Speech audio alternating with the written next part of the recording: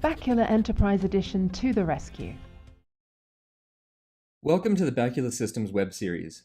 This video will introduce pools and how to manage them in BWeb, and we'll add a new pool for the new storage we added in a previous video. Pools are a logical grouping of tapes or backup volumes on disk, and are used in Bacula to do many things, including controlling data retention time, managing and optimizing storage, and ensuring data is sent to the right location. The main manual, as well as the disk backup design white paper found in the customer download directory, provide much more detail about pools than we have time for here, so please take some time to learn more about this topic. To monitor pools and volumes, click Media and then Pools from the main BWeb landing page. Here, the Pools information page shows a summary of all the pools, or logical groupings of disk or tape, that are configured on the Bacula instance. Here you can see some basics about the pool, such as retention period configured for volumes assigned to the pool, number of volumes and their status, and the maximum volume size for disk volumes. Selecting a pool with the radio button and clicking View brings up a list of all the volumes assigned to the pool. In general, Bacula automatically manages volumes and recycles them according to the retention schedule. Occasionally, volumes must be manually modified to reclaim them from backups that are no longer needed, to prevent the backups from being overwritten, or to remove a damaged tape from the rotation. By selecting a volume and clicking Edit, it is possible to see all of the configuration parameters for the volume. The most common operation in the Edit window is to change the status of a volume.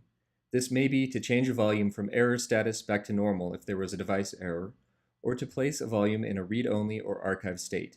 Returning to the media view, it is also possible to manually prune a volume if retention periods have changed, or to purge data from a volume that is no longer needed. To add a new pool, we return to the Pools window and click Add. Here we can set all the parameters for the new pool. In this video series, we're adding a new Microsoft SQL Server backup, so let's add a pool for this.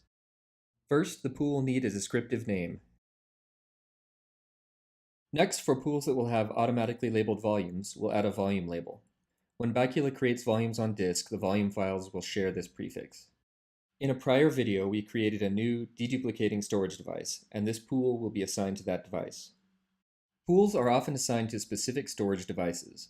This may refer to the tape library where the volumes reside, or to a Bacula storage device which uses a specific disk target.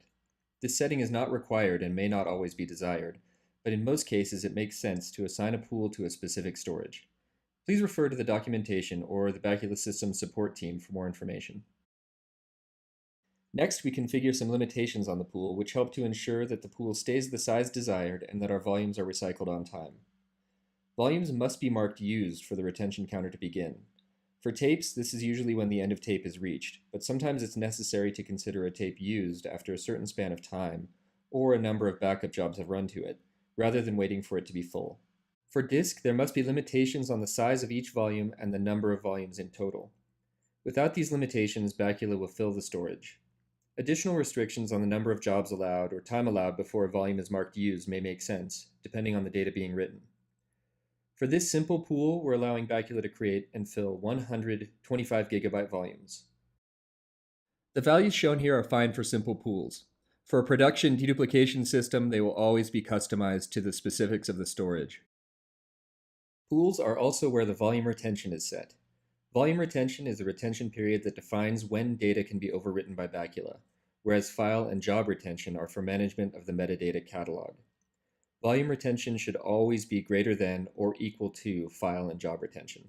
For disk pools, we'll set the behavior on purge to truncate, meaning that Bacula will release the storage assigned to that volume. For this basic pool, we're all set. There are many other parameters and tricks that can go into setting up pools, and it's always a good idea to take advantage of the Bacula System's proactive support and onboarding programs to get a configuration review before going into production. As always with BWeb, the new configuration files are stored in a temporary location for review before being applied with a commit and reload. And returning to the Pools Overview window, we can see that the new pool is ready for backups. That concludes this introduction to using BWeb to add and modify pools in Bacula Enterprise Edition. In the next video in the series, we'll create a new backup job that uses this pool. A free trial of Bacula Enterprise Edition is available from our website, baculasystems.com, and includes guided scenarios walking you through different operations within Bacula Enterprise. For more videos, please see and subscribe to our YouTube channel, and thank you for watching.